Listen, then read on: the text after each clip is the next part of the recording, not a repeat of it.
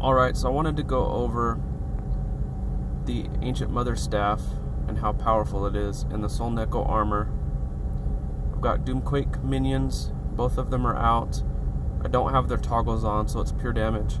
I have my Earth-based Protean Pit on Elemental Vuln mode. This is my build. I've got Charisma and Luck from Soul Neko toggled on. So I'm a lucky beast mage. We're doing the Limpax Ward.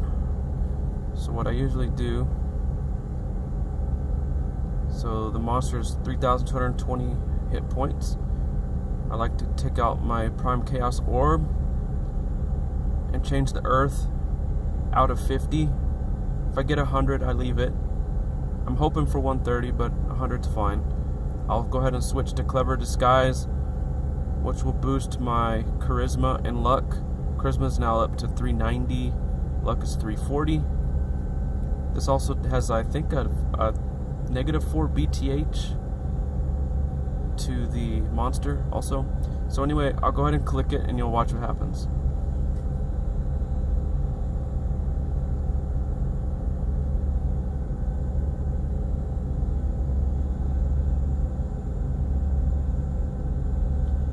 I usually one round with the skill from the misc, having my pets and guests take 2 turns almost every time.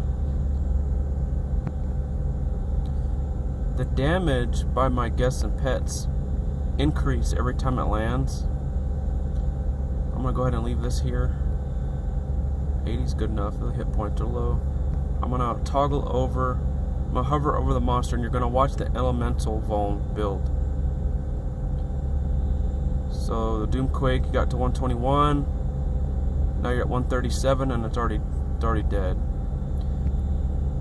If all hits land in this mode from both turns on both the guest and the pet, I believe the Elemental Vuln is at 238%. And it builds every time the turn is over, so each successive turn is buffed by even more.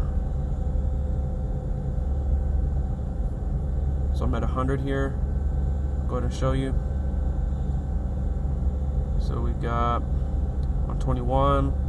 So this hit is at 121. Now it's 142. So the pet goes at 142. Now it's 179, 190.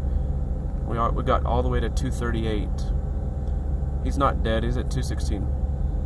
He'll die right here because of the bleed and the burn. So even if I don't finish him off, it's still almost always one round.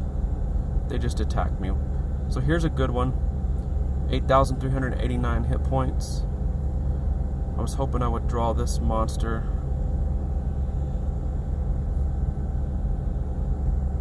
Because it may take me 2 rounds, but I have actually killed it with 1 before.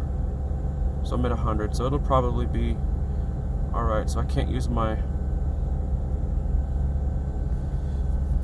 Clever Disguise, so I'm going to show you. So the Ele Vuln will not be as high because these are going 1 turn.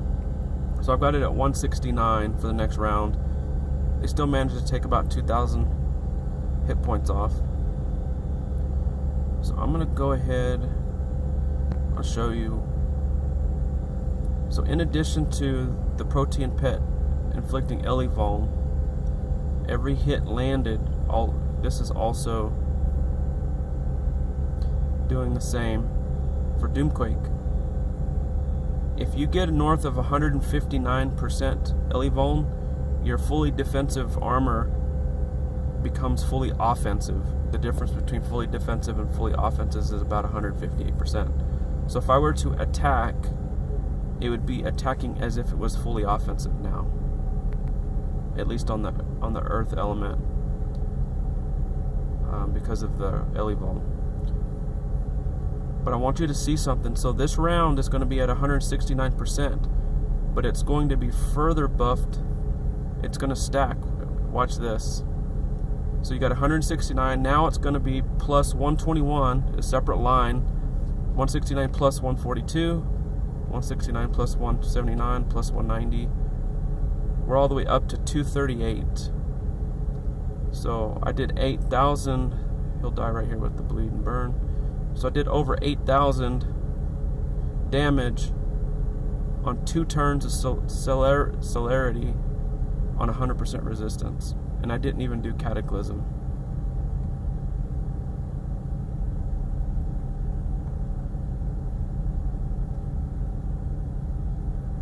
Now, if I toggle Doomquake to inflict poison, it's an earth poison, and then I can click for bleed on the other one, and obviously burns and bleeds are magnified by 25%.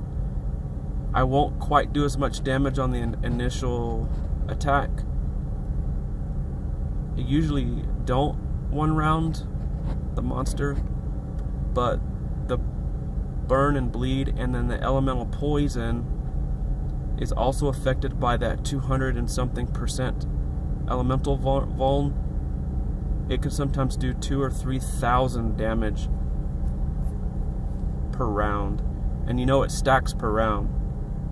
So the Ancient Mother Staff and Independence Dagger, if you use a Fire Guest and Fire Pet, especially if you have one that does Elevuln with fire, does the same thing. And you're mowing down monsters because of this Elevuln stacking so high. Anyway, that's all I have.